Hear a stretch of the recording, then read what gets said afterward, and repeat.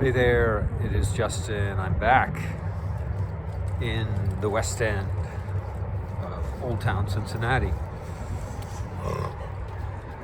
And I'm wondering if you've been thinking about urban pioneering.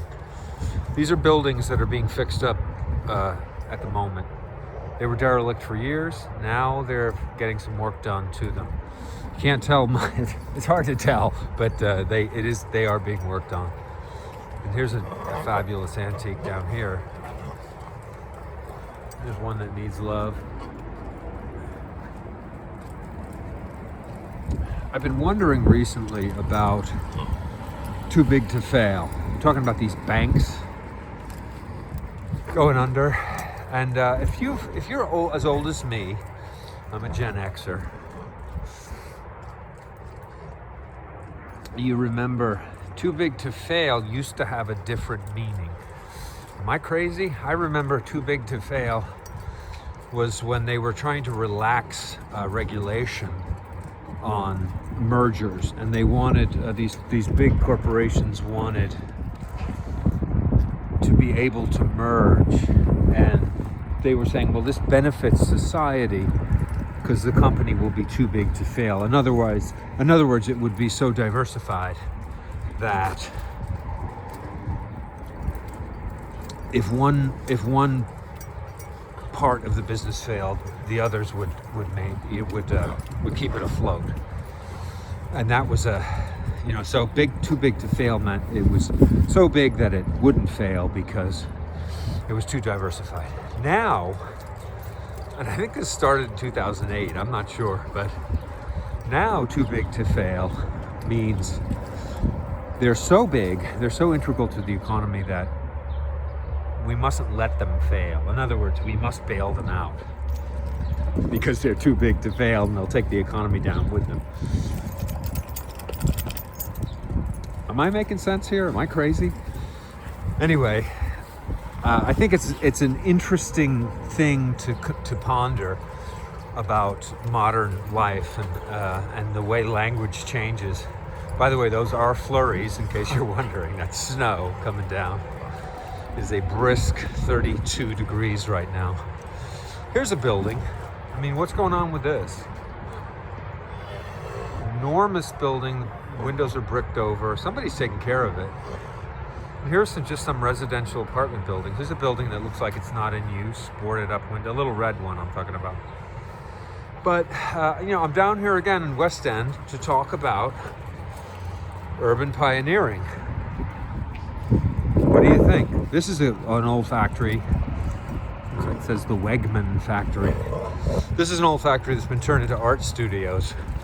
So there's all kinds of development going on down here. There's all kinds of stuff going on, and there's all kinds of so there's a bunch of buildings that are sort of being fixed up and cared for, but there's still a bunch of buildings that are just a wreck and maybe not even used at all. And I think with here's some signs of life. You see people over there, probably creative types, artists.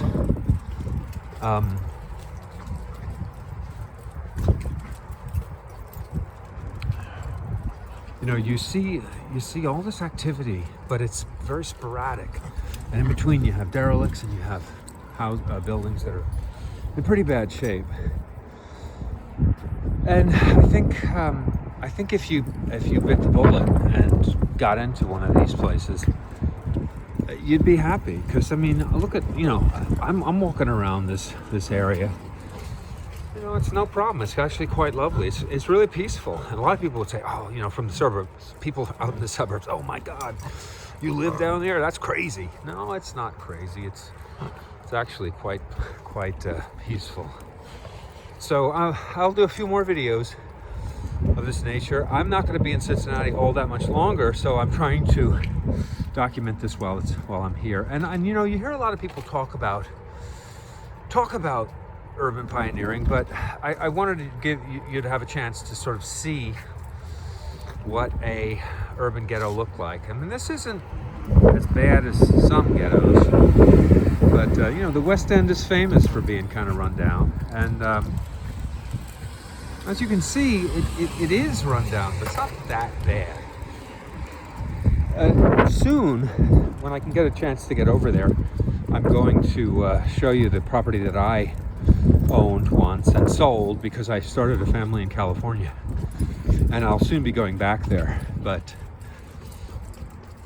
I felt sad to have to sell it, but I had changed my life, and I'm grateful that I have my daughter and I love her and I want to live with her. So that's where she is, and that's where I'm going to be. But I want you to know that I'm not just talking out of my ass. I actually did do this. I purchased a building that was all messed up and fixed it up. And it was one of the best decisions I've ever made. So I'm going to sign off now, and I will catch you next time. Bye-bye.